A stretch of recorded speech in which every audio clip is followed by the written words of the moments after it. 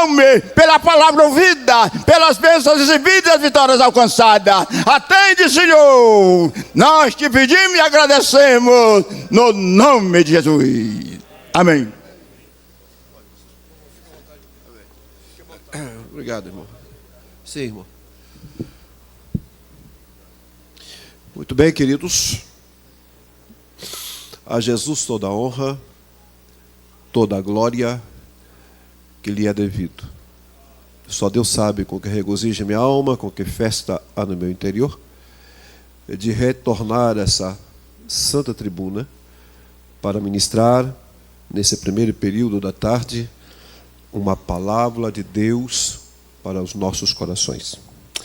Por gentileza, queridos, vamos nos assentar, por favor.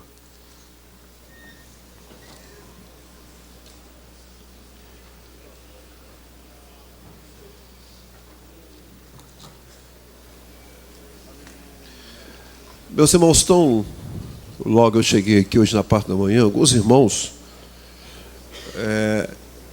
me pediram alguns DVDs. Eu não trouxe DVDs aqui para vender, mas a livraria da associação, aqui embaixo, tem os DVDs gravados aqui dentro da igreja. A última vez que eu ministrei aqui, eu falei sobre anorexia espiritual. Muitos irmãos estão... Aquela mensagem está aí na livraria. O irmão depois pode dar uma chegadinha lá. Anorexia espiritual. Também a mensagem que eu preguei na ceia, no dia 6 de novembro, aqui na sede, sobre o poder restaurador do perdão.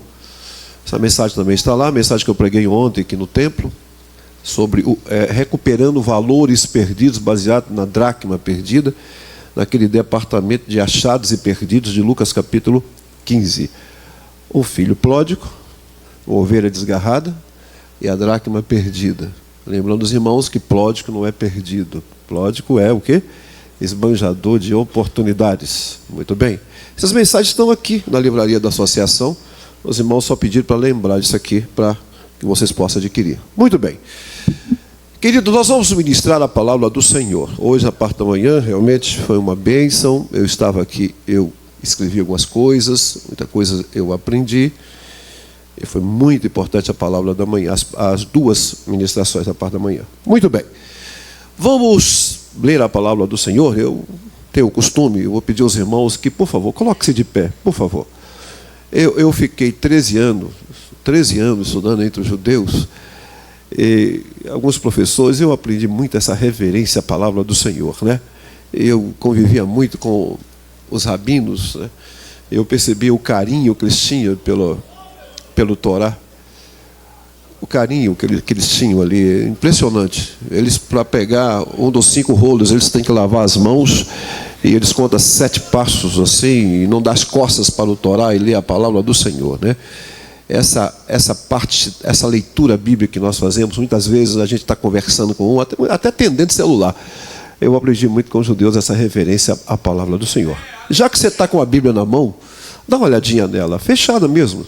Dá uma olhadinha nela, fechada mesmo. Fala assim: eu amo a minha Bíblia.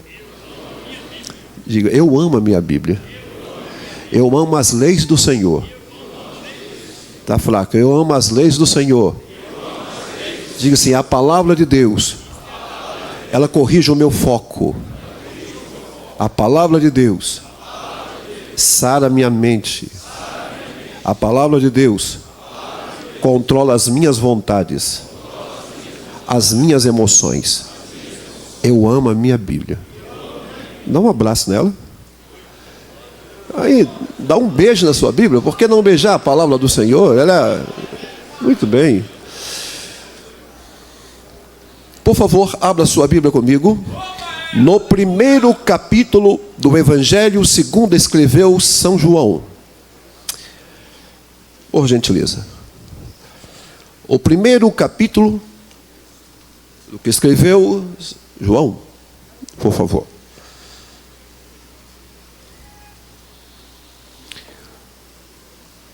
A Bíblia é a palavra de Deus, a insofismável palavra de Deus, a rica palavra de Deus, a poderosa palavra de Deus. A gente tem rodado aí pelo Brasil pregando, a gente está fazendo pregando Bíblia, até para desmistificar um pouquinho o que está acontecendo nesses últimos 10 anos, com essa enxurrada de mensagens, ou esse fogo estranho que pessoas chegam nos nossos congressos de jovens, de ciclo de oração, com esse blá blá blá todo, do cai-cai, do sopro, da metralhadora de Deus, essas coisas estão me deixando indignado.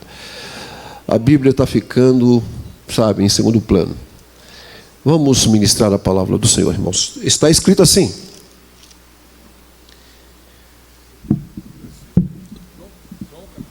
João capítulo 1, por favor. 1, a partir do versículo 1. Nós vamos até o 3 e vamos dar um salto até o versículo 14. João, capítulo 1, a partir do versículo 1 até o 3, depois vamos dar um salto lá no 14. Diz assim: no princípio era o Verbo, e o Verbo era Deus. Ele estava no princípio com Deus. Todas as coisas foram feitas por Ele, e sem Ele nada do que foi feito se fez. Nele estava a vida, e a vida era a luz dos homens. O versículo 14 diz assim: e o Verbo se fez carne e viveu entre nós. Vamos repetir o versículo 14, por favor? E o Verbo se fez carne e habitou entre nós. Só até aí. E o Verbo se fez carne e habitou entre nós. O Verbo, uma grande ideia de Deus. Grave isso aí. O Verbo, uma grande ideia de Deus. Pai, em nome de Jesus, mais uma vez na Tua presença estamos. Senhor, usa-me mais uma vez como vaso frágil em Tuas mãos para ministrar a Tua palavra, em nome de Jesus. Amém. Vamos assentar, queridos. Preste atenção, por favor. Você que tem costume de anotar alguma coisa, é bom que você tenha lápis e papel na mão, se você quiser. Muito bem. O Verbo se fez carne. Uma grande ideia de Deus.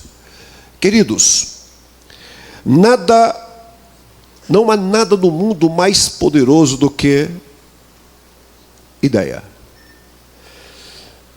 Uma ideia, na verdade, é mais poderosa do que a morte. Ou seja, ideias são mais poderosas que a morte. O mundo é governado por pessoas que morreram. Eu vou repetir isso para você. O mundo é governado por pessoas que já morreram. As pessoas deixaram aqui suas ideias e que se tornaram ideologias. E uma ideologia, ela se torna uma filosofia. E uma filosofia é um estilo de vida. Ideias, filosofias, e filosofia se torna um estilo de vida. Muito bem? É impossível matar uma ideia. Não pode, você não consegue matar uma ideia. Você pode matar o autor da ideia, mas a ideia dele fica.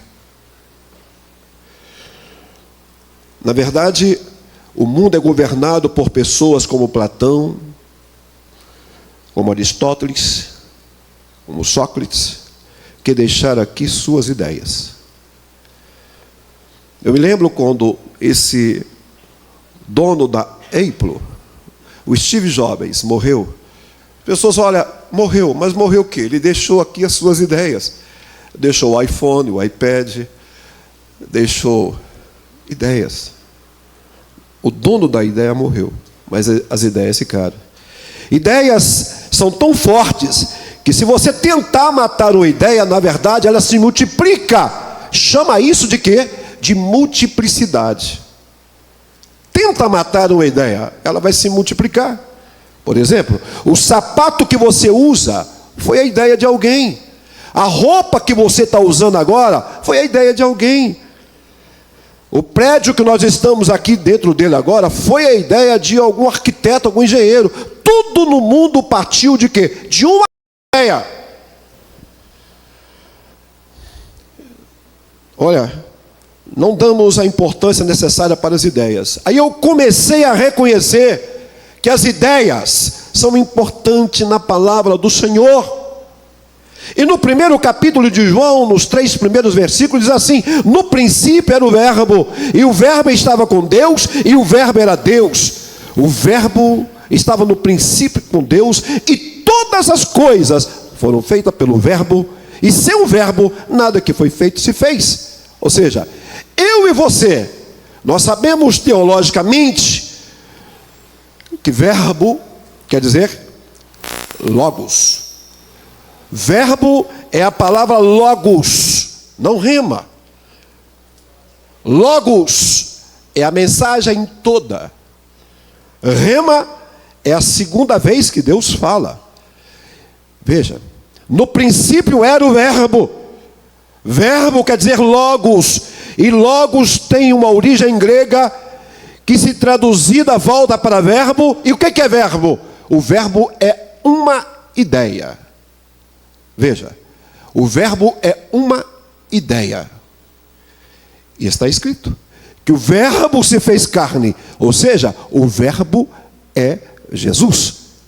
Então, Jesus é um conjunto de ideias de Deus. Vai pegando. Na verdade, a palavra logos significa a expressão de uma ideia. E o conceito hebreu de ideia, o conceito entre os hebreus de ideia, é assim: no princípio era a ideia expressa de Deus, e Deus era a sua própria ideia, e Deus criou tudo por meio da sua ideia. Então diz que a ideia de Deus tornou carne e viveu entre nós. Ou seja, Jesus é uma coleção de ideias de Deus vivendo no corpo humano. Vamos lá. Se você quer conhecer a ideia de Deus, você deve estudar a pessoa de Jesus, porque ele foi a ideia de Deus. A palavra ideia é traduzida como verbo. Por quê, pastor? Porque uma ideia é o que está em sua mente.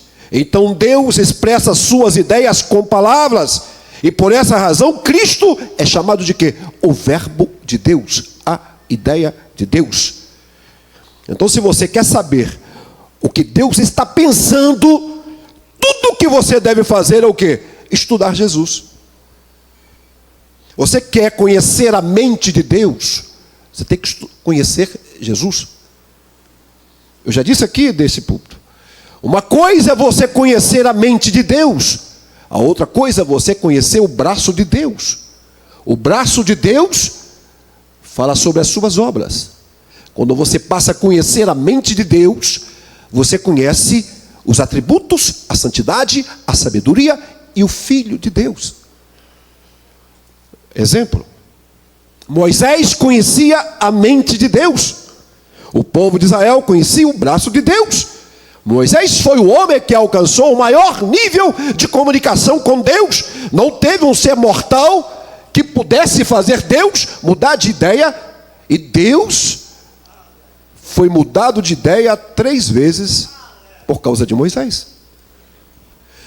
Não existiu homem nenhum que conhecia a mente de Deus como Moisés. Pastor, mas Moisés foi um assassino. Eu sei disso. Se Moisés entrasse nesse templo agora e sentasse perto de você, talvez você pegaria seu celular e discaria para o disque denúncia aqui do Belenzinho e dizia: tem um assassino do meu lado. Mas Deus, quando enxergou aquele assassino, viu nele Gênesis, Êxodo, Número, Deuteronômio, Levítico e o Salmo 90. Sabe por quê? Porque ele conhecia a mente de Deus. E quando você conhece a mente de Deus, você conhece a ideia de Deus. Veja, Jesus Cristo é a ideia de Deus no corpo. Jesus disse assim: as palavras que eu vos tenho dito são espírito e vida. Ele diz: ninguém pode vir ao Pai a não ser por mim.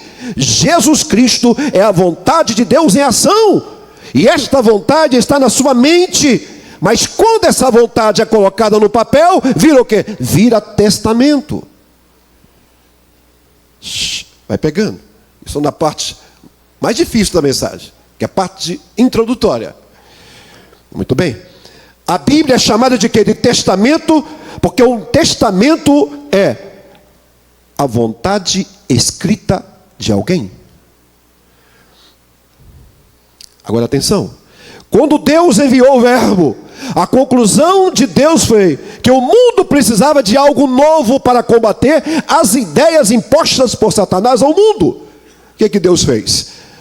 Deus sabia que Satanás tinha as suas ideias, as suas estratégias, o seu estilo de ação.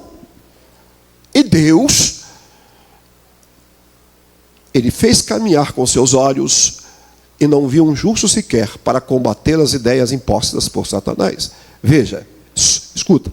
Se ele manda Abraão regenerado, mas deu legitimidade, deu legalidade, deu reivindicação no passado, seria uma presa fácil para Satanás apontar o dedo e falar: Deus, o homem que você está me enviando fez isto, mentiu para Faraó. Se ele manda Davi tinha dado uma reivindicação, uma legalidade a Satanás naqueles 2 grandes pecados que ele cometera. E se ele manda Jacó, era pior ainda. O que ele fez? Ele não enviou um exército, nem guerreiros, nem soldados. O que ele fez? Ele enviou o Verbo. Eu vou enviar o Verbo. Paulo, escrevendo aos crentes de Filipos, ele fala da ideia de Deus em Cristo. Seja a atitude de vocês a mesma de Cristo Jesus, que embora sendo Deus, não considerou que ser igual a Deus era algo que devia pegar-se, mas esvaziou-se a si mesmo, tomando a forma de homem, e tomando a forma de homem morreu, morte e morte de cruz, pelo que Deus o exaltou soberanamente, e lhe deu um nome, que está acima de todos os outros nomes, para que ao nome de Jesus se dobre todos os joelhos, nos céus, na terra e debaixo da terra, e toda língua confesse que Jesus Cristo, que o Verbo, que a ideia é Senhor para a glória do Pai.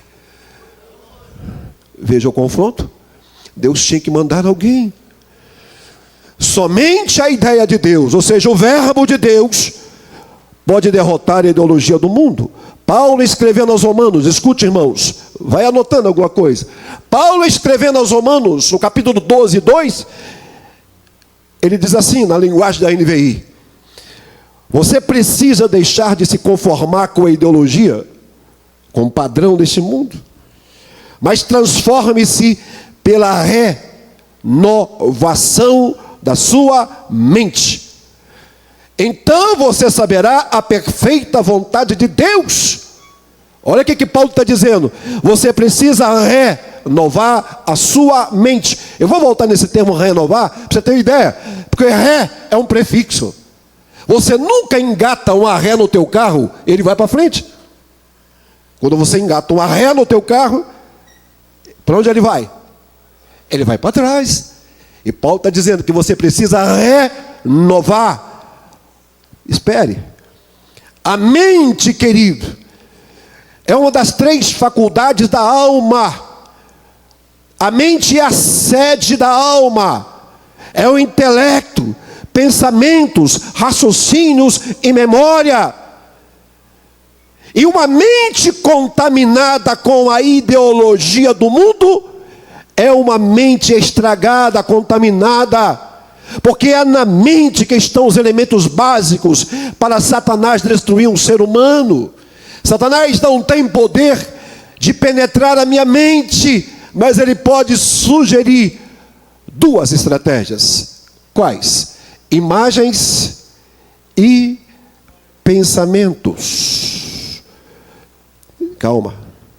Por que Paulo fala que devemos renovar a nossa mente? Voltar ao estado original.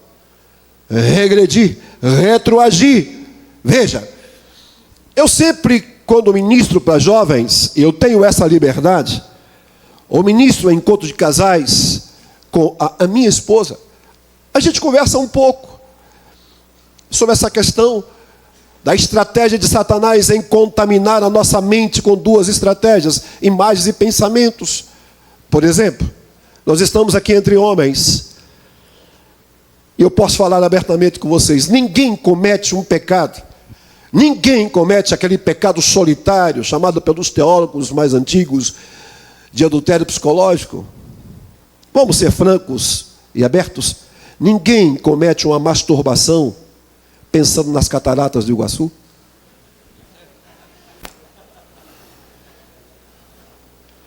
Não. Todos aqueles ou aquelas que cometem esse pecado é porque já tem uma mente contaminada com o quê? Imagens e pensamentos. Escuta. É por isso que Paulo disse que nós devemos renovar a nossa mente. A mente é o maior campo de batalha que existe. Há dois poderes disputando a nossa mente. Dois poderes. E Paulo diz que você seria transformado. Ele não falou assim, vá e consiga uma nova mente. Não, senhores. Paulo fala assim, você precisa ser renovado em sua mente. É a mesma mente retroagindo às origens. É um prefixo, quer dizer voltar ao estado original. Então, quando nós adicionamos o prefixo ré a uma palavra, quer dizer voltar. Então, renovar a mente é retroagir, é voltar.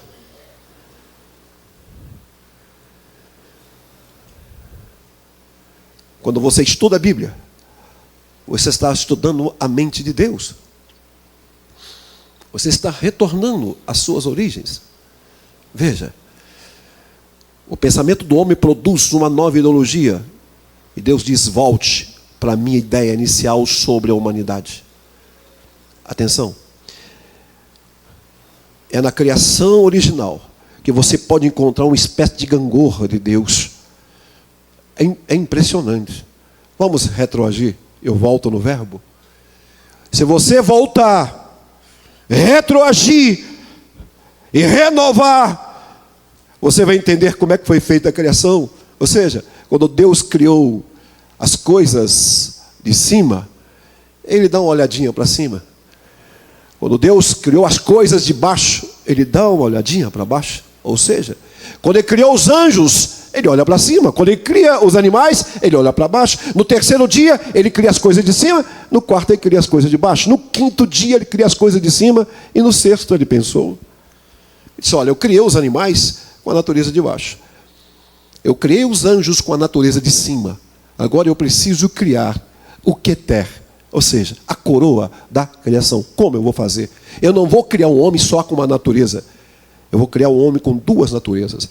2:7 de Gênesis diz que Ele soprou no homem, ou seja, a natureza de cima, e o homem foi feito alma vivente, ou seja, espírito, alma e corpo. Ou seja, Ele deu ao homem as duas naturezas, a de cima e a de baixo.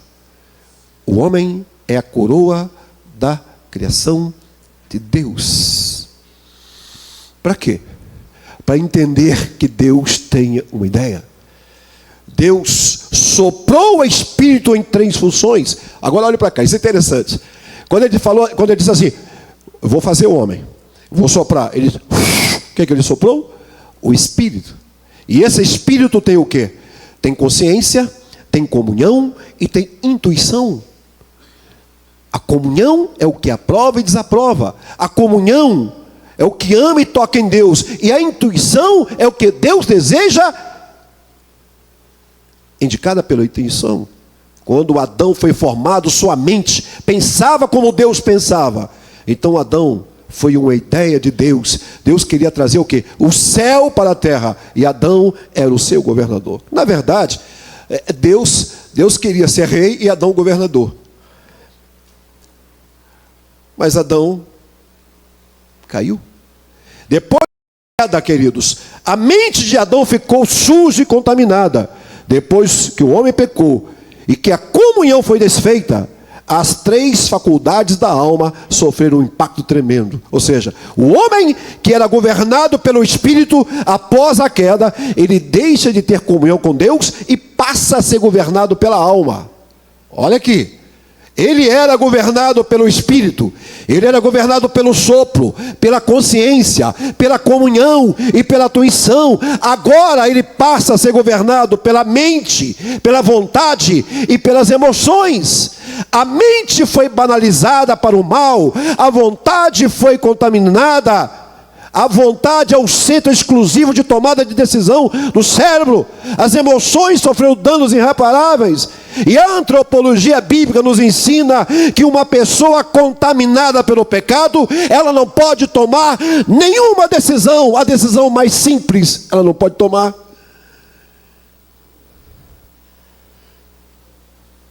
Escuta. Aí Deus fez o que? O corpo, que é a forma visível.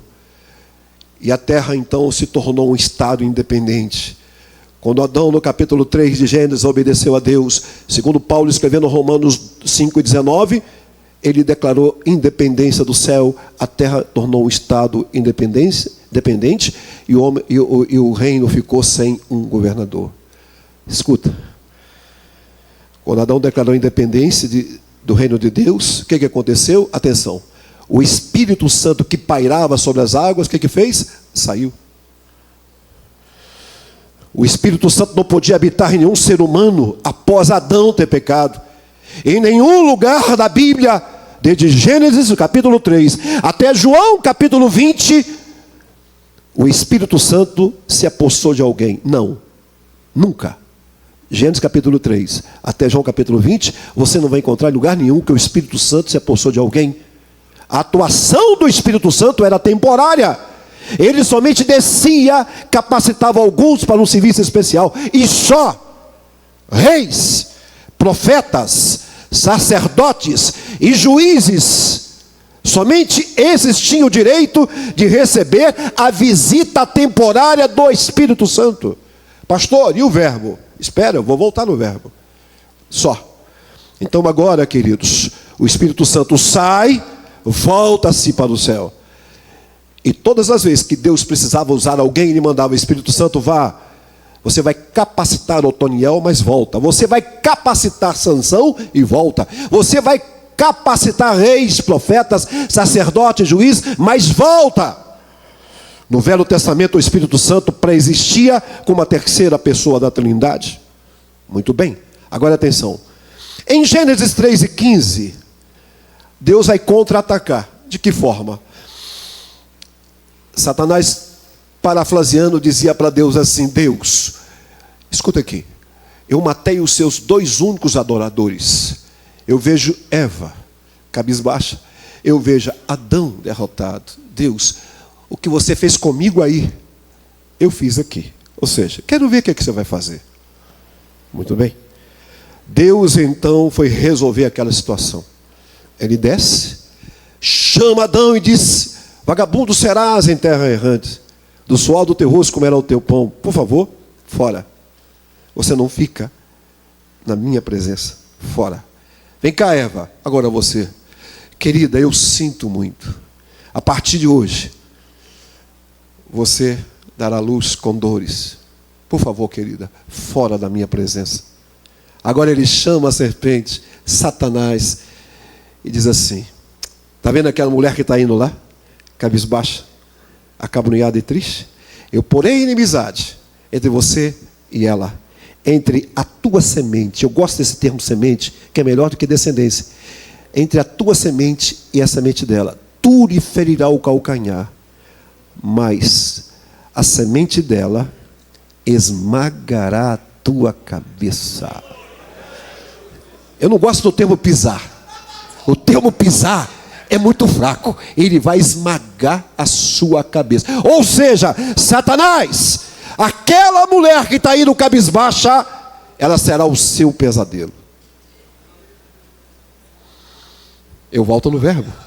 Eu preciso voltar no verbo. Eu estou dando um passeio para vocês, para explicar para vocês como que o verbo tinha que vir. Sim, sim. Por isso que eu estou fazendo essa volta. Porque eu tinha aqui em Gênesis, e mostrar para vocês por que Deus usa o capítulo 1. Aliás, o capítulo 1 de João antecede a Gênesis 1:1. 1:1 diz: no princípio criou Deus todas as coisas. 1:1 até 4 de João diz: no princípio era o verbo estava com Deus, o verbo era Deus, e tudo que existe agora foi feito pelo verbo. Agora vai ficar mais gostosa a mensagem. Agora vai ficar mais gostosa, porque agora eu estou na parte teológica. Vamos embora. Mulher, fora. Mas tem uma coisa, Satanás: vai nascer um dela, que vai esmagar a tua cabeça. Gênesis 3:24 sempre esteve na cabeça de Satanás. Sempre esteve na cabeça de Satanás. Agora atenção, vamos adiantar a história do tempo, porque em todo o tempo, se eu tivesse tempo, e se eu tivesse 2, 3 horas, eu ia mostrar para vocês que no decorrer do tempo, Satanás tentou matar todas as sementes que levariam o verbo. Todas os atalhos, todos os atalhos que levaria a semente da mulher, Satanás tentou matar. Eu não posso ir tanto. Sabe por quê, pastores? Porque demanda tempo. Mas vamos na plenitude dos tempos. Quando ele não consegue matar a semente que levaria o verbo, o que diz a Bíblia? Que na plenitude dos tempos, aleluia, o verbo se fez carne. Ou seja, Deus precisava plantar a semente dentro de um útero. Escuta agora, irmãos. A parte melhor da ministração vem agora. A semente da mulher estará na terra legalmente. Não era a semente de Davi, não era a semente de Moisés, não era a semente de Jacó, não era a semente de Abraão. Aí, seguinte, atenção. Deus precisava de um útero. Deus precisava de um útero de uma mulher santa, de uma virgem. Porque o verbo seria plantado pelo Espírito Santo dentro de um útero santo. O sangue do verbo será sem pecado. O seu sangue não se mistura com o sangue de Maria, pois o sangue de Jesus, o sangue do verbo, é precioso. Por isso que o sangue de Jesus é capaz de limpar toda a sujeira que Adão deixou. É o único sangue chamado de precioso. E o apóstolo São Pedro foi de uma felicidade sem tamanho, que ele diz assim: sabendo que não foi por coisas corruptíveis como ouro, prata, que fostes resgatado da vossa vã maneira de viver, vírgula, mas com o precioso sangue do Cordeiro. Foi a única vez que a Bíblia diz que o sangue de Jesus é precioso. Sabe por que o sangue de Jesus é precioso? Porque ele tem o DNA de Deus. Porque o sangue plantado no útero de Maria tem o DNA do Pai. Vamos caminhando, gente. Eu preciso que você caminhe comigo. Escuta. Atenção. A combinação, isso aqui é legal, isso aqui é forte. Olha para cá, irmãos. A combinação do sangue de Jesus dentro do útero de Maria, da semente do verbo, era uma combinação dos cromossomos de Elohim e Adonai. Satanás, você comprou uma briga boba. Porque no sangue de Maria estavam os cromossomos de Elohim e Satanás. Porque nasceria um para combater a ideologia e o padrão deste mundo, liderado por Satanás. A briga era feia, a briga era de dois grandes gigantes. Por isso que ele planta o verbo. Maria deu a casa e Deus deu o morador. Maria deu o corpo e Deus deu o espírito. Maria deu o menino de 6 de Isaías, mas Deus deu o filho. Eu vou repetir. Maria deu o menino e Deus deu o filho, porque o menino nos nasceu e um filho foi nos dado.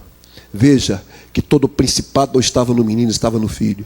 E todo principado, todo poder, ele será chamado príncipe da paz, o conselheiro, o Deus forte e o Pai da eternidade.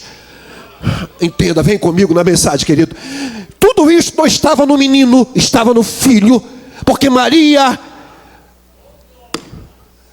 tinha o menino, mas Deus tinha o Cristo, o filho.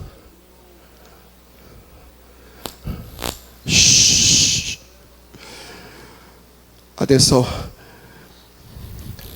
Maria foi a mãe de Jesus, mas não a mãe de Cristo. Maria produziu o corpo, Deus produziu o espírito. O menino tinha mãe e não teve pai, mas o filho teve pai, mas não teve uma mãe. Ei, Satanás, olha a briga que tu compraste. Eu falei para ti, Satanás, que aquela mulher seria seu pesadelo, porque o verbo vem aí. O verbo vem aí. Escuta isso. É por isso que Jesus é chamado Cristo, porque Jesus fez Cristo ser legal. Ele habitou entre nós. Ele não começou. Porque Deus não fez o começo. O começo começou no verbo. Começou a ser travado. A maior e mais sangrenta, violenta de todos os tempos. E Satanás é vencido em combates pelo verbo. Interessante, irmãos, olha para cá. Isso é sério. Satanás foi vencido em 5 grandes combates. Só que 4 combates foi no primeiro round. E o último combate foi em 2 rounds. Porque Deus precisava de 2 rounds no 5º debate. Como?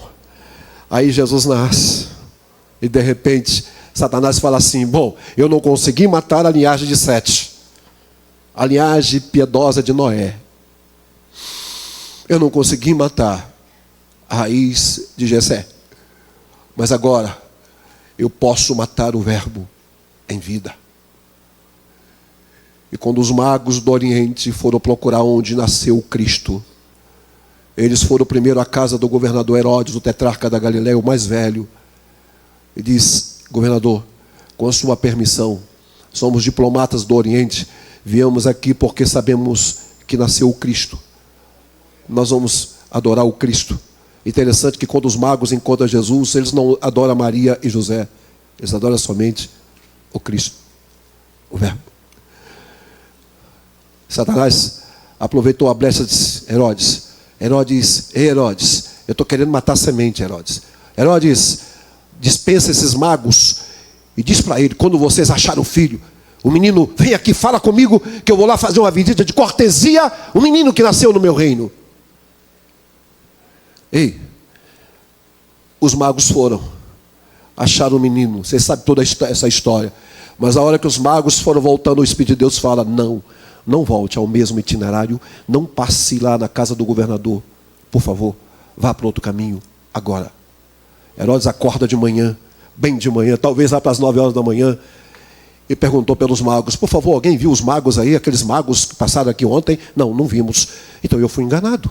Então aqueles magos acharam a semente, acharam o verbo, e eu fui enganado. Então faz o seguinte: baixa-se um decreto em regime de urgência, que toda criança morra abaixo de 2 anos. Agora, porque eu quero achar a semente, eu quero achar o verbo, eu quero matar o verbo. Era o sentimento de Herodes: mata todos. Mas escuta, isso talvez era de 8 a 9 horas da manhã, mas de madrugada o anjo aparece a José e diz: fora, Sabe o que eu aprendo aqui? Que Deus antecipa as ações do inimigo. Quando Satanás quiser arquitetar, planejar, derrubar o teu ministério, a tua família, te peneirar como tentou peneirar Pedro, saiba de uma coisa, ele vai dizer para você o que disse para Pedro: Pedro, não se preocupe, eu roguei por ti. Se ele tentar te derrubar, Jesus antecipa. Deus antecipa as ações do diabo, diz: fique tranquilo. De repente, Jesus estava indo para um lugar e com 12 anos, Satanás teve que ver Jesus ensinando aos doutores. A semente, o verbo, a ideia de Deus estava viva. Escuta isso aqui. Bom, se eu não matei ela agora, eu mato ele daqui a uns dias. Eu vou matar a semente. Eu vou matar o verbo. E o que Deus fez? Manda o Espírito levar Jesus para ser tentado no deserto. E você conhece toda essa história. Você conhece toda essa história. Lá no capítulo 4, 1 a 11 de Mateus, ele tenta Jesus fisicamente. Atenção, irmãos. Jesus estava 40 dias e 40 noites de jejum. Atenção. Olha para cá. Isso aqui é profundo. Escreva isso aí. Toda tentação visa suprir uma necessidade imediata. Toda tentação visa suprir uma necessidade imediata. Qual era a necessidade de Jesus? Se alimentar 40 dias e 40 noites sem nada. Aí vem a primeira tentação. Ele manda para Jesus duas propostas em uma palavra. Qual é a primeira proposta? Olha, Jesus, é o seguinte: você pode transformar essas pedras todas em pães e você se alimentar.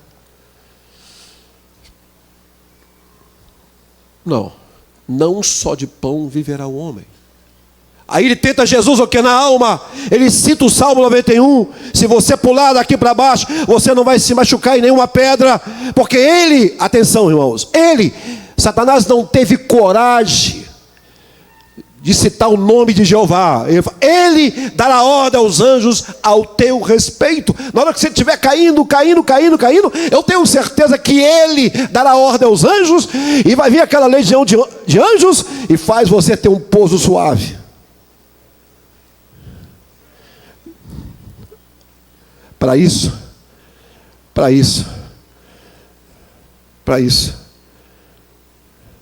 você só tem que me adorar. Deixa eu conversar comigo, entender comigo. Sabe o que eu aprendo aqui? Que nós não temos a necessidade de esbanjar poder. Escuta, obreiros, é uma mensagem de reflexão. Nós não temos a necessidade de esbanjar poder. Nós não temos a necessidade de ostentar a graça. Nenhum pregador, nenhum pastor tem a necessidade de esnobar a fé. Sabe por quê? Olha para cá. Quando ele não cita o nome de Deus na proposta ou na palavra, Satanás olha para ele assim, irmãos. Imagina, olha para cá. Jesus apontando o dedo para o nariz de Satanás diz assim: não tentarás o Senhor teu Deus. Deu para você entender? Você pegou isso aí? Foi para desmoralizar, meu irmão. Foi para acabar com ele. Jesus não falou assim: não tentarás o Senhor meu Deus. Bom, não tentarás o Senhor teu Deus. Sabe por quê? Que Jeová é teu Deus. Cala a tua boca, baixa a tua bola, que você não tem poder nem de criar o mal. O meu Deus é o teu Deus. Jesus poderia ter feito aquilo, esnobar a graça, esnobar a fé, esnobar a palavra, mas Jesus não precisa esnobar a palavra. E aí, queridos, eu me preocupo com essa gama de pregadores do reteté, do chopre, do caicai, que faz do púlpito um palanque, um picadeiro de circo. Esquece eles que a única estrela que brilha aqui é a estrela de Jesus. A única estrela que brilha na igreja, ela tem nome: o Verbo que se fez carne.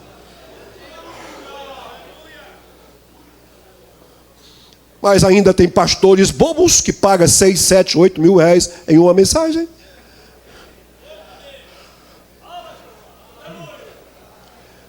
Dá uma olhadinha no relatório da escola bíblica aqui do Belém. Verifica se houve um pregador desse naipe do caicai e do sopro.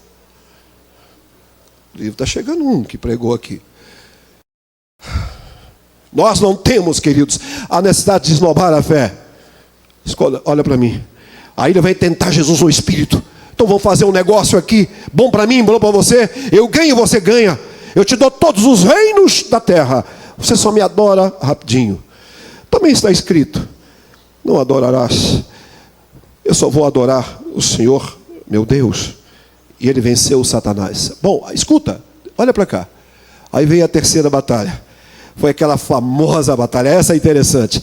Ele venceu quando o diabo tentou levar-te misericórdia de si mesmo. Irmãos, olhem para mim.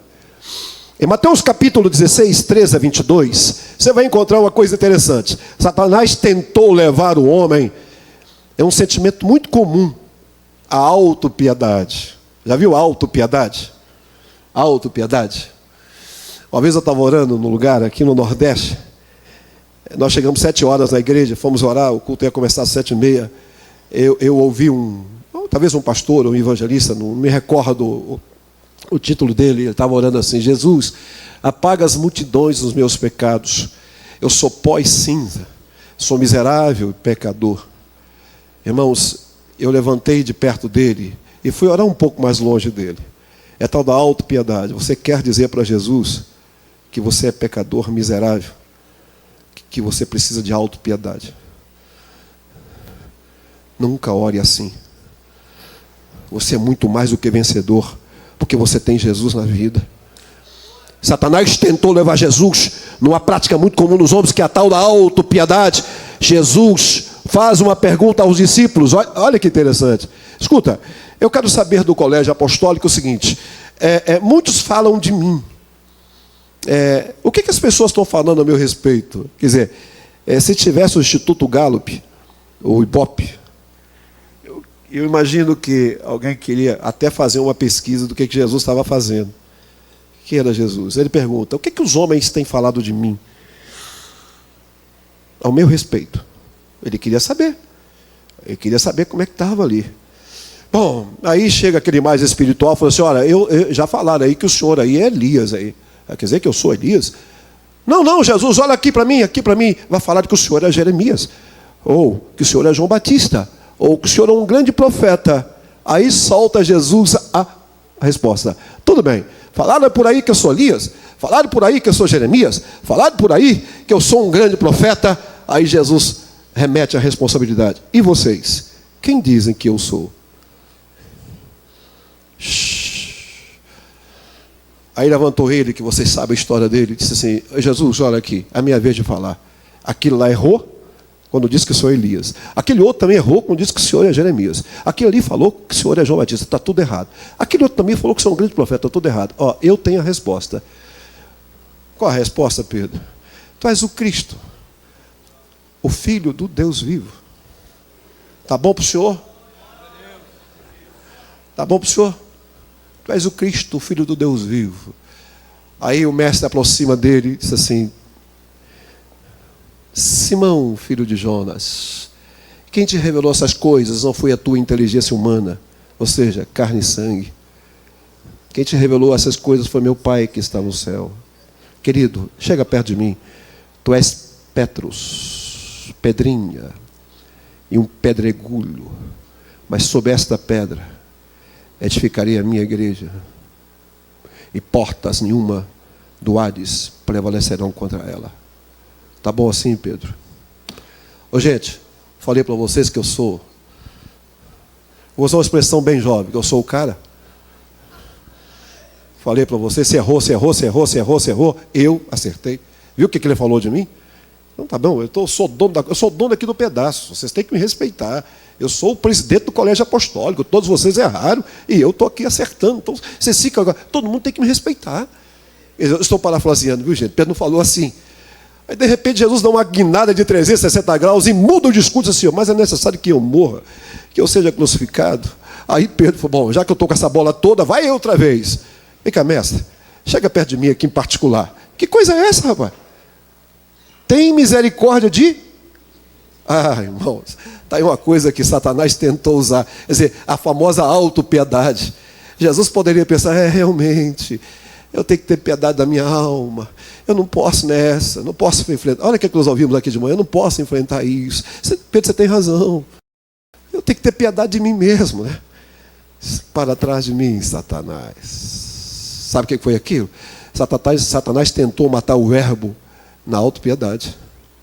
Você sabe o que eu aprendo aqui? Obreiro, nunca aceitam a palavra do negativismo, dizendo que você não vai conseguir, que você não vai vencer. Você diz para Satanás, você está enganado, porque eu estou fortalecido naquele que eu posso. Eu posso todas as coisas naquele que me fortalece. Deixa eu terminar. O quarto combate. Esse foi demais. Ele tenta matar o verbo, a ideia de Deus. Ele tenta apagar a mente de Deus, a ideia de Deus. Eu disse para vocês que Jesus é um conjunto de ideias de Deus, porque verbos é logos, e logos é uma ideia expressa. Aí o que ele vai fazer? Ele tenta. Jesus, numa tentativa de um juízo precipitado. Eu explico isso em 2 minutos ou 3. Jesus estava ensinando no templo, conforme escrevera João, lá no capítulo 8, 1 a 11. Só olha para mim. Jesus estava ensinando no templo, atenção, assentado. Ensinando todo o povo ali. Mas aí estavam os escribas e fariseus. Ele chega com uma mulher cabisbaixa, arrasada moralmente. Imagina o estado precário daquela senhora. Talvez com aquelas mesmas roupas, pegas no ato do adultério, suja, descabelada, talvez sem peças íntimas, eles empurrando, talvez chutando, julgando ela para cima do mestre, dizendo, mestre, ei mestre, e Jesus está sentado ensinando, esta mulher foi pega no ato de adultério, e conforme nos manda o decálogo mosaico, ela terá que ser apedrejada, ponto. E tu, o que dizes? E agora? E agora? E tu, o que dizes? E agora? Não tinha asfalto como hoje, não tinha calçamento como hoje, né? Imagina Jesus. Interessante que você olhar o texto, fazendo uma pequena exegese no texto, você vai perceber que Jesus ficou mais tranquilo, de repente eles insistiam. Bom, então, vocês querem a resposta? Vem aqui, por favor. Saia do templo. Saia do templo. Vamos embora. Vem aqui na rua, vem. Ou aqui nessa praça, ou aqui nesse lugar. Vem aqui, vem aqui. Vem aqui, vem aqui, querida, vem aqui. Fica, ei, levanta a cabeça, eu estou parafraseando. Vem cá, vocês, escribas e fariseus. Se você perceber o texto, diz que Jesus inclinou-se. Ele abaixa. Interessante, né? A mulher em pé, sem entender nada. Escribas e fariseus, ela abaixa. A Bíblia não fala nunca o que ele escreveu. A história de Eusébio de Cesareia nos diz, não é a Bíblia, que quando ele abaixa, ele começa a escrever o decálogo mosaico. Não é bíblico. Eu estou contando a história de um historiador. E até que procede. Ele começa a escrever o decálogo. Ele levanta. Amigos, quem dentre vós, por favor, não tem pecado? Está cheio de pedra aí, não está? Seja o primeiro a abaixar e pegar uma pedra e atirar nessa senhora que está aqui do meu lado. Por favor. Faça isso agora. Faça isso agora. Agora. Sabe por quê? Ninguém como Jesus conhecia melhor a lei do apedrejamento judaico. Porque a lei do apedrejamento judaico é o seguinte, mata-se um homem ou uma mulher. Mas tem uma coisa, se a família daquele morto recorresse a um tribunal a posteriori, e se aquele apedrejado e morto fosse julgado inocente, o ponto de referência, quem pegou a primeira pedra, seria réu da mesma morte. Deu para você pegar? Deu para você pegar? Eu quero o ponto de referência. Aqui está a pedra, aqui está essa senhora, cabisbaixa moralmente, uma adulta. Realmente, vocês têm razão. Mas, por favor, abaixa aí e pega a primeira pedra. Pega a primeira! Eu quero olhar nos olhos do primeiro. Qual é o ponto de referência? Se realmente Eusébio tem razão, em cada capítulo do decálogo ali, cada um devia alguma coisa. Não matarás. Vamos! Mulher, está eu e você sozinha aqui, né, querida? Onde estão os teus acusadores? Não vejo nenhum. Querida, nem eu te condeno, mas eu aplico sobre você a doutrina da santificação. Vá e não peques mais. Sabe o que eu aprendo aqui, queridos? Que nada, se alguém intentar contra a sua vida, até contra o seu passado, sabe o que vai acontecer? Você pode ter certeza que essa briga, Deus vai comprar para você. Nenhuma condenação há para aquele que está em Cristo Jesus. O que passou, passou. Pecados perdoados são pecados esquecidos. Pecados perdoados são pecados esquecidos. Eu li um livro, a certa ocasião, quando eu era missionário ainda, no Peru. Estava em castelhano, e que o escritor dizia o seguinte, que quando Jesus nos aceitou e pegou todos os nossos pecados, ele jogou no mar. Não é mar do esquecimento, né, de Miqueias, chama profundeza do mar. Ele joga todos os nossos pecados na profundeza do mar e escreve uma placa bem grande. É proibido pescar.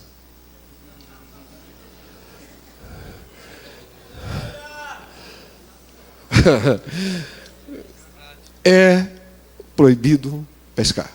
Em qual texto bíblico você vai encontrar Jesus ou Deus acusando o passado de alguém? Nunca, pastor Zé Wellington Júnior, nunca.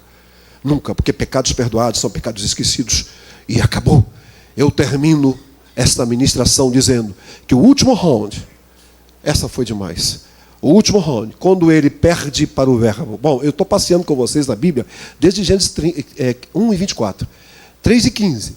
E nós estamos agora terminando essa ministração dizendo o seguinte: o verbo é o quê? É uma ideia de Deus. E o mundo é governado por ideias. O mundo é governado por pessoas como Sócrates, Platão, Aristóteles. O mundo é governado por essas pessoas. Até citei para vocês Steve Jobs, que é o dono da AI, porque morreu e deixou suas ideias aqui. Veja, e o verbo é o quê? É o Logos. Logos quer dizer, uma ideia expressa de Deus. Ou seja, Jesus é uma ideia de Deus. Quando você quer conhecer a ideia de Deus, estuda Jesus, que você vai penetrar na mente de Deus. E conhecer a mente de Deus não é conhecer o braço de Deus. O braço de Deus é conhecer a obra. A mente de Deus é conhecer atributo e sabedoria de Deus. Então Jesus é o quê? É a mente de Deus. Jesus é o quê? É o verbo de Deus. Bom, aí, disse, bom, agora eu acabo com ele. Bom, aí Jesus foi para a cruz. A história vocês sabem, todas. Jesus foi para a cruz. Hoje o pastor de manhã, meu Deus, como Deus usou esse homem. Falou sobre aquela situação de Jesus no Getsemane, que para mim, Getsemane é o ponto principal da minha salvação. O Gólgota foi um detalhe. Porque foi no Getsemane que Lucas escreveu que os pequenos vasos capilares se rompem do mestre, mistura com as glândulas sudoríparas. É um fenômeno da medicina. Forma-se filetes de sangue. E Lucas, na sua felicidade de escrever, disse assim: e grandes gotas de sangue rolaram e caíram até o chão. Quem conhece bem a Bíblia de King James, a Bíblia mais lida, talvez a NVI hoje ultrapassou a King James, mas a King James é a Bíblia mais tradicional dos americanos. Lá tem uma expressão seguinte: in menel, in, dentro, el, Deus, men, homem. No Getsemane, Deus estava dentro do homem, comprando o homem com o precioso sangue de Jesus no Getsemane. Ele levanta. Eu gosto dessa expressão, porque Jesus nunca traiu ninguém, né? Quando os soldados vieram prender Jesus, é a mim que buscais. Ou seja, ele podia dizer: prende também Pedro, prende também João, prende também aquele outro ali, André, sabe por quê? Prende aquele ali, porque eles vão fazer companhia comigo na prisão. Não, é a mim que buscais. Ele estava trazendo para si a responsabilidade de ninguém tocar nos três. Fujam, vão embora, porque essa briga é minha. Essa briga é minha. Você sabe o que aconteceu? Você sabe que de meio-dia até as 3, o que ele sofreu? Aí você encontra 2 grandes momentos da história. Qual é o primeiro, pastor? Pai. Elohim, Elohim, lama sabachthani. Deus meu, por que me desamparaste? Segundo momento da história. Pai, nas tuas mãos eu entrego o meu espírito. Irmãos, olha para cá. Jesus nunca diria, nas tuas mãos eu entrego a minha alma. Eu entrego o meu espírito. Porque ele precisava da alma, nas suas 3 faculdades, para cumprir o que Paulo escreve aos Efésios, de descer às regiões inferiores, mentalmente. Ele queria destruir, tirar das mãos de Satanás 2 troféus que João fora revelado no céu. Eis que eu estive morto, agora eu estou vivo, carrego comigo a chave da morte e a chave do inferno. Ele entrega o espírito e não a alma.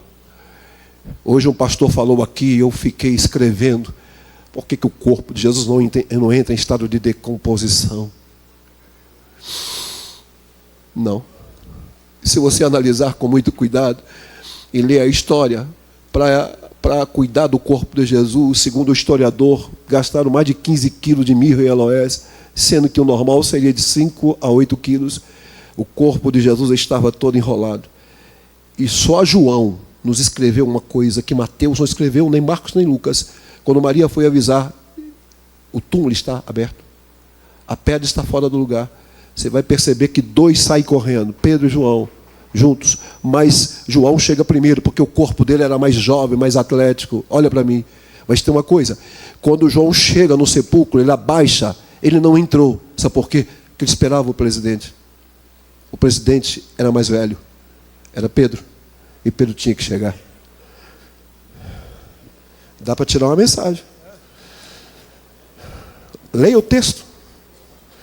Ele chega primeiro e não entra, mas ele abaixou, ele viu 2 coisas: lençóis esparramados no chão, desajeitado, solto, no chão, lá, sangue coagulados, com produtos químicos, 2 os lençóis lá, todos jogados. Mas tem uma coisa. Chega Pedro. Aí Pedro entra. Os 2 entram. E Pedro viu exatamente isso aqui, ó. Os lençóis no chão. Mas o lenço que cobria o rosto de Jesus estava dobrado.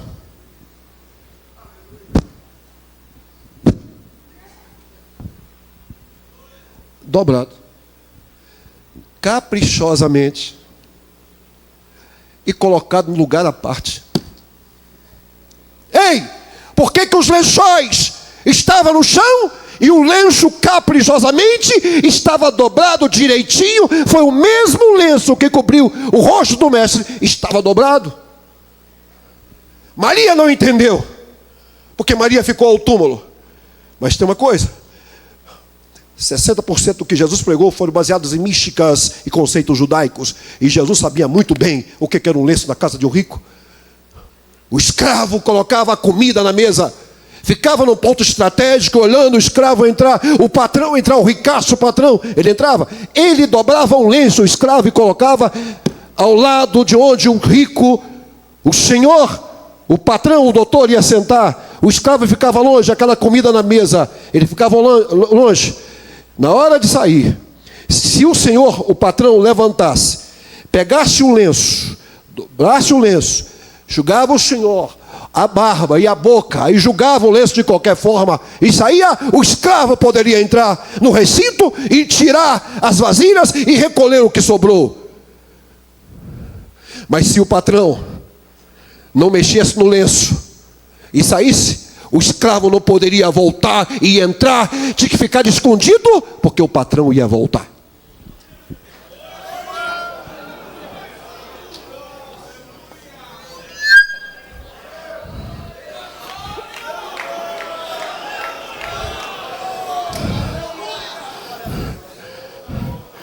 Ele dobrou o lenço e queria dizer para Pedro: eu voltarei. Fica de pé, querido, em nome de Jesus.